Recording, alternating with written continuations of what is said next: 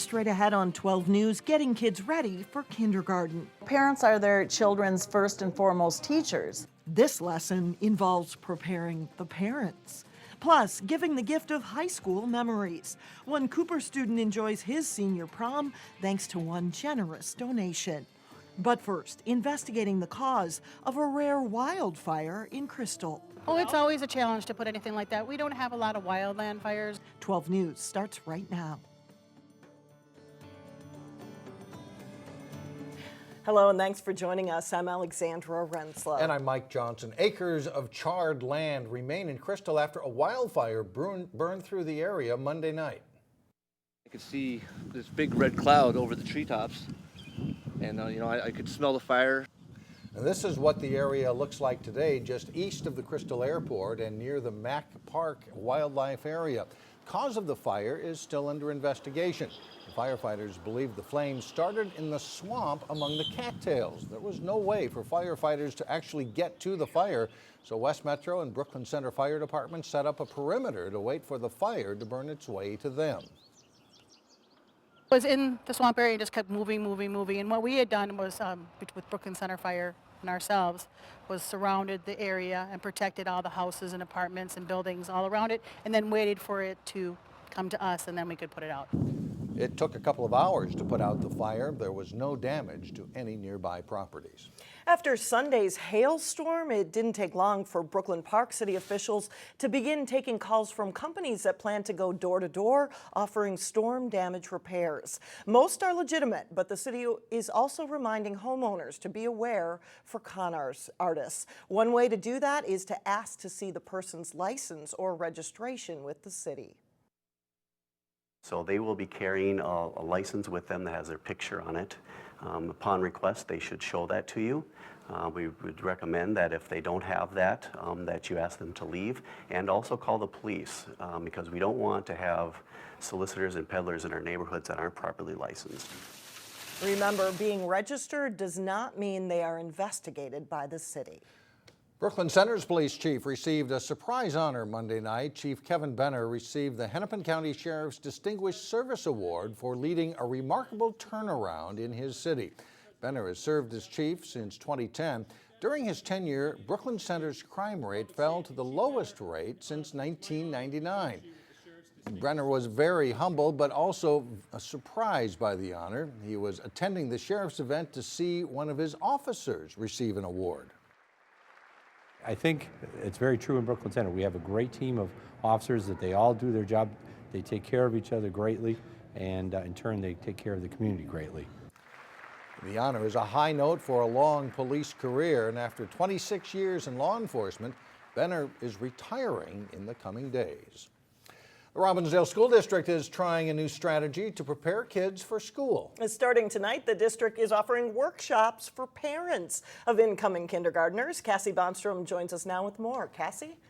Well, there's so much talk about getting the kids prepared for kindergarten, but it's equally important that parents are well equipped too. These workshops will give them tips, tools, and resources to help make their children's first year of school a success. Yesterday was Monday. In Miss Roberge's kindergarten class in New Hope, the students are mastering the days of the week.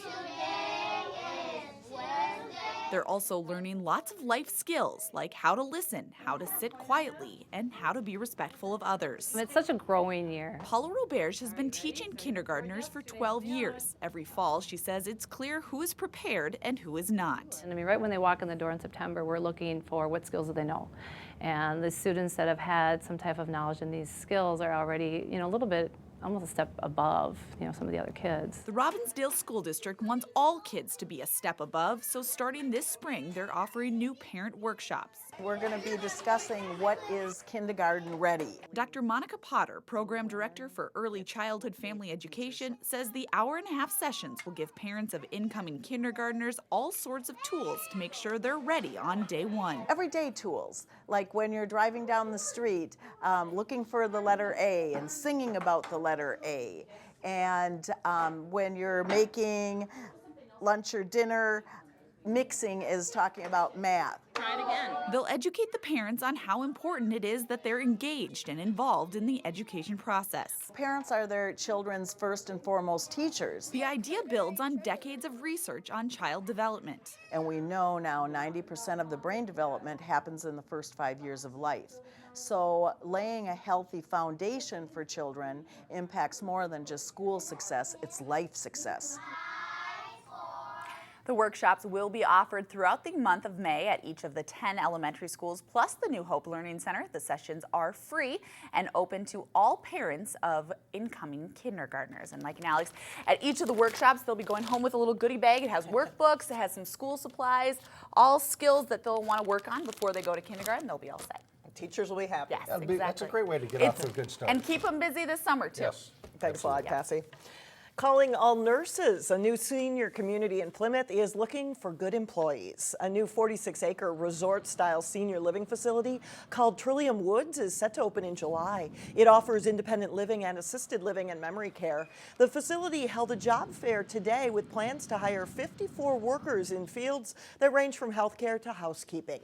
Minnesota's low unemployment rate is a good thing, but it can be a challenge too for employers like this, especially when it comes to finding RNs and LPNs. Nursing is probably the most difficult challenge right now here in Minnesota, while probably cooks and maintenance and more of our what we would call our front line or first impression people are a little bit easier to come by. Trillium Woods currently has 8 nursing jobs open. Cooper High School held its prom this past weekend. One student got to participate in the senior tradition thanks to a generous donation. Here's Sonia Goins.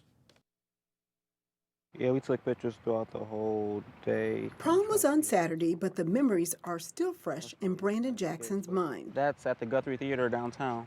He wasn't sure he'd be able to attend his senior prom. I live with my dad, but he is like in between jobs, so it's like not that easy for him to just do that. But thanks to a stranger, he had everything he needed to participate. We took pictures downtown, and we got a limo. This is Brandon.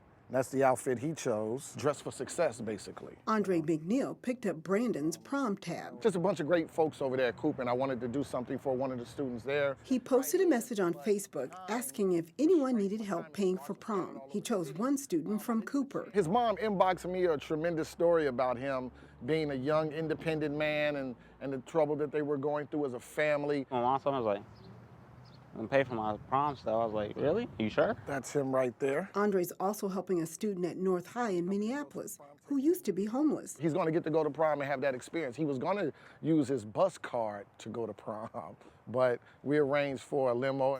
He says he felt the need to pay it forward. I didn't have the money. My mom got sick. We didn't have the money as a family.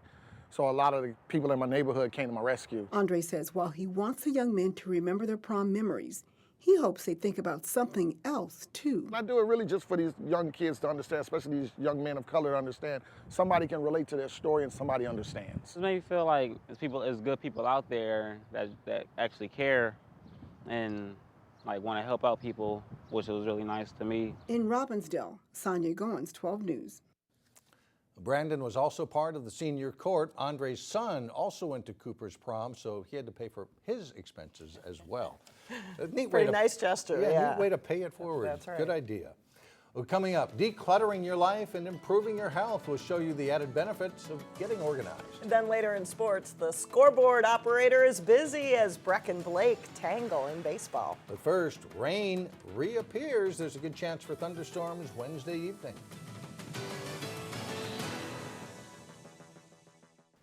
May the force be with you, at least at breakfast time. Golden Valley-based General Mills has unveiled a Star Wars cereal that will be in stores next month. Of course, the new cereal coincides with the new Star Wars movie that fans are also hungry for. But unlike the cereal, you'll have to wait longer for the movie, which is scheduled to appear in theaters beginning December 18th. Instead, this summer, you can treat yourself to marshmallows shaped like Yoda's head. So there you go. Sign me up. Yeah. Well, spring cleaning can be a tedious yet necessary task for anyone wanting to declutter their home. But there are also benefits to cleaning that go beyond the obvious. tips. In today's Health Check, Delane Cleveland looked at how cleaning up your mess can be beneficial to your health. Stand with both feet on a carpet square. Class time for these children at Little Newton's Nest in Plymouth consists of a variety of activities, So hands up again, over your head. such as yoga in the classroom with their teachers, And then we're going to lift up our foot and rest it on our other leg for a tree pose. and art projects involving paint. We're going to use Q-tips because we're going to make a picture that's part of pointillism. The latter can be a messy proposition, and the teachers certainly do their part to prevent the spread of germs. At Little Newton's Nest, we are very much involved in cleaning on a daily basis. But they also teach the kids to pick up after themselves before moving on to the next activity. We want to make sure that they have a decluttered environment. Carrie Lofgren says the importance of decluttering goes beyond aesthetic purposes. There's also a mental component that's essential to learning. We want to make sure that they finish their yoga lesson before going to their art lesson. And then again, when they're doing their art lesson, make sure we have that all cleaned up before they go to their reading lesson so they can completely be focused. She says a messy environment can weigh on people's minds, so they clean to create a sense of structure. I think you have to have organizations to have any successful business, classroom, or even day. Carrie says that 90% of what we learn by the age of 5. Well, not only do the kids keep the rooms clean, but what they learn here will help prepare them for the rest of their lives. A little life lesson that can go a long way. If we don't teach these kids how to be responsible for their belongings, how to clean up after themselves, and how to have an organized life, by the time they're 20, 30, 40 years old, if they have to learn it then, it's going to be much tougher. Watch me. In Plymouth, Delane Cleveland, 12 News. Teachers at Little Newton's Nest say when parents declutter with their children at home, it's a great time to teach them about donating items that they can't use anymore rather than simply throwing them out. Coming up, an art show where both the work and the artists inspire. But first, Maple Grove and Totino-Grace battle in prep softball. John Jacobson with the highlights next in sports. The Maple Grove softball team lost for the first time over the weekend, dropping 2 games at the Eastview Invitational. The Crimson look to get back into the win column as they resume Northwest Suburban Conference play against Totino-Grace. Crimson ace Sydney Smith strikes out the side in the first inning. In the second, Taylor Meyer grounds hard to Eagles second baseman Claire Van Buren, who gets the out at first as Maddie Gordon scores. Totino-Grace breaks up Smith's no-hitter in the fourth inning on a single by Alexei Radonich, but that's their only hit of the game. Crimson get to Grace pitcher Sydney Meyer in the fourth inning. Taylor Meyer will slug it hard into the gap in left center. Eleanor Schutte scores on the play to make it 2-0 Crimson on Meyer's double. Next batter, Hannah Lund, loops one just off the tip of shortstop Julia Solwold's glove. Another run scores, and it's 3-0 Maple Grove after 4 innings. And that's plenty for Smith, who fires a one-hit shutout with 11 strikeouts in a 3-0 Maple Grove win. Yeah, we were just trying to be aggressive this game and just get ahead early in the game, and we did that, so it helped us a lot. I felt great. It's been a couple games where I've had some hard hits, but they just haven't fallen, and it felt really good to actually get a good hit down. So. Well, unlike that softball game, hitters ruled the day in a baseball matchup between IMAC conference rivals Breck and Blake. Breck gets 6 runs in the top of the first, but Blake responds in the bottom of the second with 8 runs of its own. Eric Stoltz ground rule double, plating Matthew Mitchell. And then Nick Silikowski drilling a shot to the fence, scoring Mark Lyman and giving the Bears an 8-6 lead. Breck gets 3 runs in the top of the third, taking the lead back. Karsten Salverson's opposite field hit scores Josh Audette, and it's 9-8 Mustangs. But Blake puts together another big inning in the bottom of the 6th. Stoltz hit bobbled by the left fielder. Charlie Levitt hustles home. Stoltz scores on a throwing error, and that ties the game at 10. William Bean drops in a hit to score Lyman. Bean later scores on an error for a 12-10 Bears lead. Still in the 4th inning, this is. Ryan Nowak's hit brings Soren Rowe in. 6 runs in the inning for Blake. They take a 14-10 lead. Bears go on to win a wild game, 14-11. Blake is the final score. One local Northwest Suburban high school can boast 2 unbeaten teams in lacrosse, and each won big Monday night. The Champlain Park boys and girls both boast 6-0 records now. The Rebels boys down Spring Lake Park 13-6 with Justin Linderholm netting 4 goals. Tyler Smith added 3 for the Rebels. Champlain Park hosts Anoka Wednesday night. They are the lone unbeaten team in the conference. The Rebels girls won big, defeating Spring Lake Park 22-6. Sam Nolan led the Rebels with 5 goals. It was Champlain Park's second straight win by 10 goals or more. They are at Anoka Wednesday. Coon Rapids girls are also unbeaten in Northwest Suburban Conference games. Armstrong's girls lacrosse team is aiming for a 3rd consecutive trip to the state tournament this spring. On this week's Sports Jam show on Channel 12, Jay Wilcox introduces us to Falcon senior Hayley Holdahl. Here's a clip from that story. She's been with the program since a middle schooler, and she's always brought a nice presence on the field, starting in varsity games right as a middle school athlete, and she's been a huge contribution to our attack, obviously. In addition, she stepped up and become a huge leader on and off the field this year. With 2 brothers about a decade older than her, Hayley's been around sports her whole life. Lacrosse came to be her top choice. I played soccer when I was younger. Both my brothers playing hockey and soccer.